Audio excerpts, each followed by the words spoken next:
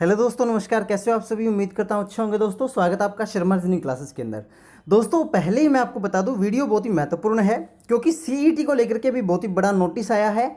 दो तरह से आपके सीईटी लिए जाएंगे यहाँ पे, कॉमन एलिजिबिलिटी टेस्ट, जिसको लेकर के पटवार और अन्य भर्ती परीक्षाओं में विवाद चल रहा था। साथ ही मैं आपको बताऊंगा कि इनके जो फॉर्म रिओपन कब होंगे सटीक जानकारी के साथ। साथ ही मैं आपको बताऊंगा कि एग्जाम किस माह में हो सकते हैं।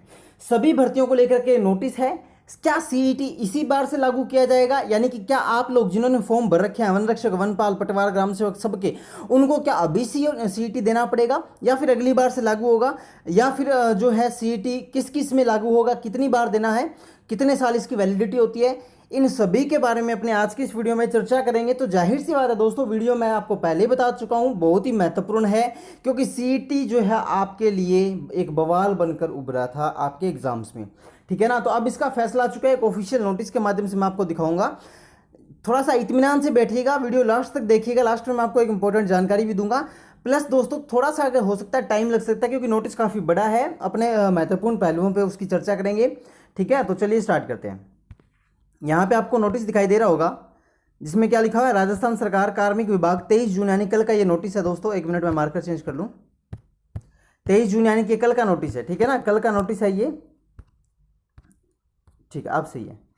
23 जून कल का नोटिस है। ये क्या है? आदेश, ऑर्डर है ये।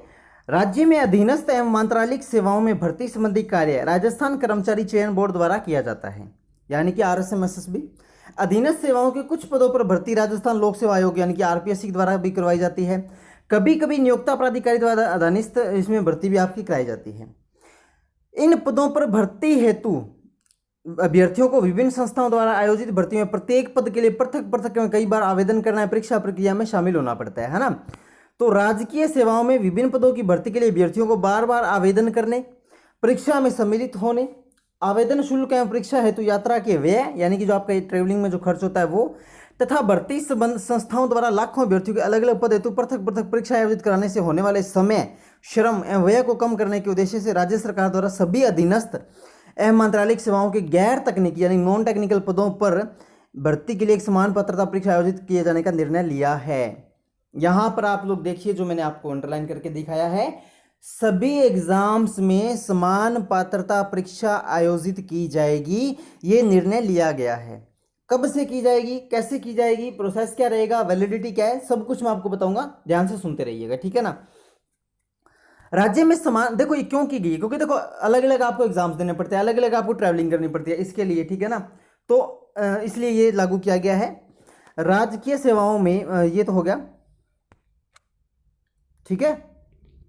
अब राज्य में समान पात्रता परीक्षा प्रावधान को लागू करने के लिए निम्न निर्देश जारी किए जाते हैं।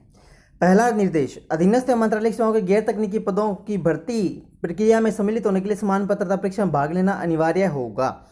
आगे से आप जब भी कोई गवर्नमेंट एग्जाम्स दोगे तब आपका सीईटी क्वालिफाई होना चाहिए, otherwise you can not eligible. ठीक है ना, you are not eligible for exam, यानी कि आप लोग उस एग्जाम के लिए एलिजिबल नहीं है, योग्य नहीं है।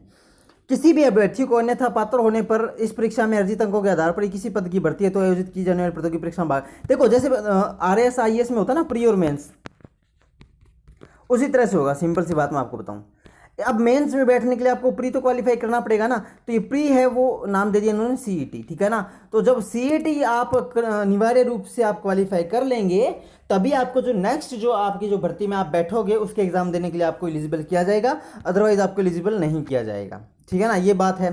दूसरा है, स्नातक एवं उच्च माध्यमिक शैक्षणिक योग्यता के आधार पर अनुसूची टी एंड पाई में उल्लिखित पदों में पृथक पृथक समान पात्रता परीक्षा आयोजित की जाएगी। इसका मतलब क्या है?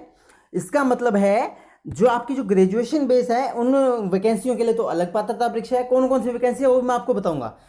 जो ग्रेजुएशन बेस है उसके लिए अलग पात्रता परीक्षा होगी और जो 12th बेस है ना उनके लिए अलग पात्रता परीक्षा होगी, ठीक है ना। समान पात्रता परीक्षा का आयोजन राजस्थान कर्मचारी चयन बोर्ड आरएसएसबी द्वारा किया जाएगा। बोर्ड द्वारा इस परीक्षा का आयोजन सामान्यतः वर्ष में एक बार किया जाएगा। साल में एक बार इसके फॉर्म ओपन होंगे, साल में एक बार आपको फॉर्म भरने हैं और साल में एक बार आपकी परीक्षा होगी। कौन कराएगा? RSSB, Rajasthan service selection board, ठीक है ना। समान पात्रता परीक्षा जो है एक बहुविकल्पीय प्रश्न पत्र पर आधारित होगी। ये इसमें ना एमसीक्यूज आएंगे, नॉर्मल एमसीक्यूज आएंगे जो आपको फिलअप करने हैं, ठीक है ना। समान पात्रता परीक्षा के नियमित आयोजन के मद्देनजर राजस्थान कर्मचारी बोर्ड में एक विशेष प्रकोष्ठ का गठन किया जाएगा। एक स्पेशल कमेटी बनाई जाएगी इसके अंदर जो सिर्फ उसका यही काम होगा कि सीईटी एग्जाम्स को कंडक्ट कराना, ठीक है ना। ये तो हो गया, और ये जानकारी आपके फ़ायदे की नहीं है तो मैं उसको स्किप कर देता हूँ, क्योंकि ज़्यादा फिर मैं आपको डीपली बताऊंगा तो वो वीडियो बहुत ज़्यादा लंबी हो जाएगी और आप लोग बोर हो जाएंगे। जो महत्वपूर्ण है ना, जो आप लोगों के लिए फायदेमंद है वही मैं आपको बताऊंगा, ठीक है ना। कर्मचारी चयन बोर्ड परीक्षा आयोजित करने के पश्चात सभी अभ्यर्थियों के अंकों को सार्वजनिक किया जाएगा। इस परीक्षा हेतु कोई न्यूनतम उत्तीर्णांक नहीं होंगे, बल्कि किसी पद विशेष की भर्ती के लिए समान पात्रता परीक्षा में प्राप्त अंकों के आधार पर अभ्यर्थियों से आवेदन पत्र आमंत्रित किए जाएंगे।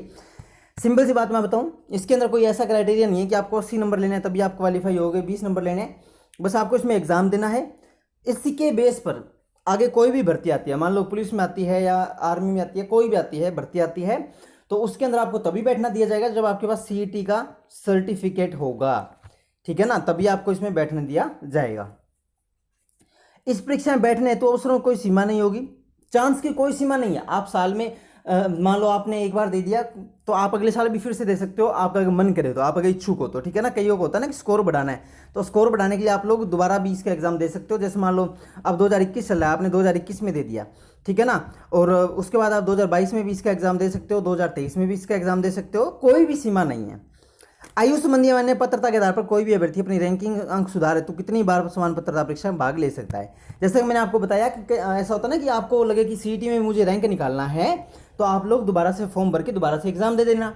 मान लो इस बार आपका रैंक आया 138, आप चाहते हो कि मुझे टॉप 10 में आना है, तो आप लोग फिर एग्जाम देते रहना सीईटी के। इसकी कोई वो नहीं है, सीमा नहीं है कि आप 10 बार दे सकते हो, 20 बार दे सकते हो, आप कितनी बार ही दे सकते हो, ठीक है ना। और जिस अवसर में अंक ज़्यादा आप अर्जित करोगे उसी पात्रता में आपको गिनाया जाएगा। ऐसा नहीं है कि आपने पहली बार में तो 98 नंबर लिए थे, दूसरी बार में आपने 100 ले लिए तो ये 98 वाला गिना जाएगा, आपका ये वाला गिना जाएगा, ठीक है ना। जो मैक्सिमम अंक होंगे ना वही माने जाएंगे, ठीक है, क्लियर ये बात। आगे देखिए क्या कहता है, समान पात्रता परीक्षा के लिए आयु तथा अन्य मापदंडों के संबंध में राज्य में प्रचलित आरक्षण प्रावधान लागू होंगे। जो भी आपके आरक्षण है वो आपके प्रावधान लागू होंगे। एससी एसटी ओबीसी जनरल जो भी आपके आरक्षण मिलते हैं वो आपके इसमें लागू होंगे, ठीक है, जो नॉर्मल आरक्षण होते हैं। समान पात्रता परीक्षा केवल एक पात्रता परीक्षा होगी तथा इस परीक्षा में अर्जित अंकों को किसी पद के लिए अंतिम चयन की गणना में शामिल नहीं किया जाएगा। अगर आप सोचो ना कि आपकी जो वैकेंसी है उसकी मेरिट लिस्ट में इसका नाम जोड़ दिया जाएगा कि आपके 90 नंबर सीईटी में आए तो आपकी मेरिट इसके बेस पे बनेगी, इसके बेस पे नहीं बनेगी। जो वैकेंसी है उसका तो अलग से एग्जाम होगा जैसे पहले होते थे, ठीक है, लेकिन सीईटी जो है वो एक एंट्री गेट बना दिया अब गवर्नमेंट ने। एंट्री गेट कैसे बना दिया कि आपको वो एग्जाम देने के लिए जो आप पहले सीधे से दे देते थे उनके लिए आपको सीईटी क्वालिफाई करना पड़ेगा। अभी घबराने की आवश्यकता नहीं है, आगे मैं एक 1 बाय 1 करके एक इंपॉर्टेंट जानकारी दूंगा, ठीक है ना, तो लास्ट तक ध्यान से सुनते रहो। इस परीक्षा में शामिल होने अथवा उच्च अंक प्राप्त करने किसी भी अभ्यर्थी को किसी पद पर चयन के संबंध में कोई अधिकार नहीं मिलेगा। ऐसा नहीं है कि आपने पेपर क्वालिफाई कर लिया तो आपको कोई नौकरी मिल जाएगी, नहीं, आपने बस एंट्री गेट क्वालिफाई कर लिया, ठीक है ना। उसका राजस्थान कर्मचारी चयन बोर्ड द्वारा एक बारीय पंजीयन की ऐसी व्यवस्था विकसित की जिससे न केवल समान पात्रता परीक्षा बल्कि इस परीक्षा द्वारा किसी पद पर, ये तो वही है कि आपको फिर आगे आवेदन नहीं करना पड़ेगा, सीईटी के बेस पे आप लोग आगे एग्जाम दे सकते हैं, ठीक है ना, वही है। इसमें आगे इंपॉर्टेंट पॉइंट कौन सा है, ये सभी सेवाओं में लागू होगा, ये तो चलो ठीक है। इंपॉर्टेंट पॉइंट है ये वाला, ध्यान से सुनना, जो जिसके लिए आप लोग इंतजार कर रहे थे। समान पात्रता परीक्षा संबंधी प्रावधान पहले से विज्ञापित पदों की भर्तियों पर लागू नहीं होंगे। खास बात ये, जो पहले आपकी भर्तियां आई हुई है कौन कौन सी, जैसे वन रक्षक की है, वनपाल की है, पटवार की भी है, ध्यान से सुनना, पटवार की, क्योंकि पटवारी के लेकर के इसको विवाद काफी चला था सीईटी को लेकर के। पटवार की जो भर्ती अभी आई हुई है जिसके फॉर्म रीओपन नहीं हुए लेकिन आई हुई है, उसमें सीईटी अभी लागू नहीं होगा। आपके लिए गुड न्यूज, जिन्होंने अभी वाली जो भर्तियां भरा रखी हैं उनमें सीईटी नहीं देना, आप लोग सीधे एग्जाम देना बिंदास तरीके से। जो आगे से जो भर्तियां आएंगी ना, चाहे वो वन रक्षक की हो चाहे वनपाल की हो, आगे मैं बताऊंगा एक टेबल के हिसाब से कैसे कैसे आपको भर्तियां मिलेगी, उन भर्तियों में आपका सीईटी लागू हो जाएगा। आगे से आपको सीईटी देना ही देना पड़ेगा, ये गवर्नमेंट ने डिसीजन क्लैरिफाई कर दिया है। लेकिन अभी तक जो भर्तियां आई हुई है जो पुराने समय से चल रही है उनमें सीईटी आपको नहीं देना है। अब जैसे आप पूछोगे सर वन रक्षक वनपाल में सीईटी देना पड़ेगा, अब तक नहीं देना पड़ेगा, आगे से आप फॉर्म भराओगे ना, जो इस पेपर के बाद में जो फॉर्म निकलेंगे वो आप भराओगे तब आपको देना पड़ेगा सीईटी, ठीक है ना। प्लस जो पटवार की भर्ती अब आई हुई है उसमें आपको सीईटी नहीं देना है। गुड न्यूज बताऊं, आपका एक ही एग्जाम होगा, ठीक है ना, ये अपील आपकी मान लीजिए, बट आगे से इसके 2 एग्जाम होंगे, सीईटी भी और दूसरा भी, ठीक है ना। अभी तक के लिए तो एक एग्जाम ही होगा, क्लियर। तो ये आपको बहुत ज़्यादा इंपॉर्टेंट न्यूज़ थी वो जो आपको बतानी थी। इसके अलावा मैं आपको दिखाता हूँ कि किस किस तरह से कौन कौन सी शेड्यूल है। देखो 2 तरह के शेड्यूल है, ग्रेड फर्स्ट और शेड्यूल फर्स्ट, जो कि ग्रेजुएट लेवल्स के लिए है सीईटी, यानी कि कॉमन एलिजिबिलिटी टेस्ट जो है वो ग्रेजुएट लेवल के लिए जो बैचलर डिग्री वाले हैं। शेड्यूल सेकंड में उनके लिए है जो सीनियर सेकेंडरी एजुकेशन के मतलब 12वीं क्लास वाले हैं। कौन कौन सी है ग्रेजुएट लेवल पे? जिलादार, junior accountant, TRA, tax assistant, district industries officer, manager industrial, state industries inspector, supervisor, women empowerment के, इनमें आपको सीईटी देना पड़ेगा। जो ये सारी ग्रेजुएशन बेस की नौकरी है, ठीक है ना। अब ध्यान से सुनिएगा। Supervisor, coordinator training, coordinator supervision, deputy jailer, assistant jailer और पटवारी। ये देखिए पटवारी। फिर है विलेज डेवलपमेंट ऑफिसर, यानी कि जो ग्राम विकास अधिकारी यानी ग्राम सेवक होते हैं। ध्यान से सुन लो, राजस्थान पंचायती राज रूल 1996 के तहत आपके विलेज डेवलपमेंट ऑफिसर जो होते हैं वीडीओ यानी कि ग्राम सेवक जो होते हैं उसमें सीईटी लगेगा। और जाहिर सी बात है ग्रेजुएट लेवल की है, तो अब ये मत पूछना कि इसमें क्वालिफिकेशन क्या चाहिए। जाहिर सी बात है ग्रेजुएट चाहिए भाइयों। ग्राम सेवक वालों ध्यान से सुन लो, ग्रेजुएट चाहिए, क्योंकि ग्रेजुएट बेस पे इसका स्केल बना दिया गया सीईटी के लिए। अब ध्यान से सुन लो ग्राम सेवक वालों और पटवारी वालों, ठीक है ना। जो अभ्यर्थी पटवारी की तैयारी कर रहे हैं, ग्राम सेवक वाली कर रहे हैं, पटवारी वाले निश्चिंत रहे, सीईटी नहीं लगेगा। ग्राम सेवक में सीईटी लगेगा 101% में फाइनल, ठीक है ना। क्योंकि ग्राम सेवक की भी भर्ती आई नहीं है। इन्होंने क्या कहा है नोटिस में? पुरानी भर्तियों पर सीईटी नहीं लगेगा, नई भर्तियों पर सीईटी अवश्य लगेगा। तो जाहिर सी बात है ग्राम सेवक की जो भर्ती आएगी उसमें सीईटी लगेगा, ठीक है ना। तो आपको ग्राम सेवक में 2 पेपर देने हैं भाई, ध्यान से सुन लो। आपको 2 पेपर देने हैं, एक सीईटी का और एक जो आपका फाइनल पेपर होगा वो। उसके बाद हॉस्टल सुपरिटेंडेंट ग्रेड सेकंड है, उसमें भी आपका CET grade second schedule first का यानी ग्रेजुएट लेवल का लगेगा।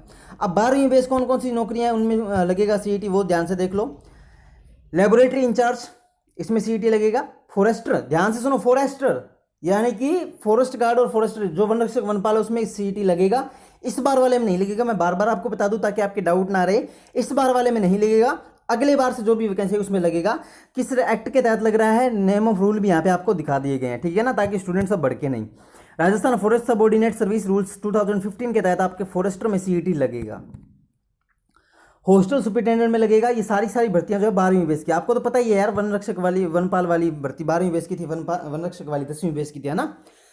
क्लर्क ग्रेड सेकंड में लगेगा, जूनियर असिस्टेंट में लगेगा, क्लर्क ग्रेड सेकंड में लगेगा और एलडीसी में लगेगा और जमादार में लगेगा। ये जो है जो 12वीं बेस की हैं इनमें आपका सीईटी लगेगा। इन पोस्ट पर आपको जाने के लिए आपको सीईटी एग्जाम क्वालिफाई करके आगे आपका मेंस एग्जाम देना पड़ेगा। दोस्तों सीईटी का मतलब है एक सभी के लिए कॉमन एग्जाम होगा। ऐसा नहीं कि आप पुलिस की तैयारी करो आपका सीईटी अलग होगा, हॉस्टल सुपरिटेंडेंट का सीईटी अलग होगा, फॉरेस्टर का अलग होगा, ग्राम सेवक का अलग, नहीं, सबका समान होगा, इक्वल होगा, कॉमन होगा टेस्ट। लेकिन आगे जो पेपर होगा वो डिफरेंट होगा। कैसे? जैसे मान लो आपने फॉरेस्टर का दे दिया, सीईटी तो आपने क्वालिफाई कर लिया, उसके आगे जो पेपर होगा ना वो तो फॉरेस्टर का ही होगा ना, अब उसमें पुलिस का कहां से दे देंगे, इस तरह से, ठीक है ना। दोस्तों ये बहुत ही ज्यादा इंपॉर्टेंट न्यूज है, आप लोगों का डाउट मैंने क्लियर कर दिया है। अब अपने बात करते हैं कि फॉर्म रीओपन कब होंगे। पटवारी वाले अभ्यर्थी ध्यान दें, जुलाई तक आपके फॉर्म रीओपन हो जाएंगे। गुड न्यूज मैं आपको बताता हूं, मैं आपको हमेशा से कह रहा हूं जुलाई अगस्त तक वेट करो, जुलाई में आपके फॉर्म रीओपन हो जाएंगे, ठीक है ना। ऐसी हमारे पास कंफर्मेशन आ चुकी है। बाकी के जो है वन रक्षक वनपाल उनके भी हो सकता है जुलाई तक या जुलाई एंड तक आपकी फॉर्म रीओपन हो जाए, ठीक है ना। आपको कुछ ना कुछ अच्छी न्यूज़ देखने को मिलेगी जुलाई में, ठीक है। तो लगातार अपडेट रहिएगा और अपडेट रहने के लिए चैनल को सब्सक्राइब कर लो। बाकी टेंशन मेरी है, कोई भी अपडेट होगा मैं आपको सबसे पहले दे दूंगा, ठीक है ना। बस आपको क्या करना है, चैनल को सब्सक्राइब करना है, कोई भी अपडेट आपसे मिस नहीं होने दूंगा, इस बात की मैं गारंटी लेता हूँ, ठीक है। तो यही था, और बाकी व्हाट्सएप ग्रुप से जुड़ना चाहते तो लिंक नीचे डिस्क्रिप्शन बॉक्स में है। और दोस्तों प्ले लिस्ट वगैरह विजिट करते रहो, चैनल पे नए तो सब्सक्राइब कर लो और प्यारा सा कमेंट जरूर करो और सब लोगों तक ये वीडियो शेयर कर दो ताकि सभी लोगों को पता लग जाए और सभी लोगों को गलतफहमी दूर हो जाए कि सीईटी हमें देना है या नहीं देना है। बहुत ही इंपॉर्टेंट वीडियो है दोस्तों, ठीक है। और मिलते हैं दोस्तों नेक्स्ट वीडियो में, तब तक के लिए बाय बाय, टेक केयर, जय हिंद, जय भारत, जय राजस्थान।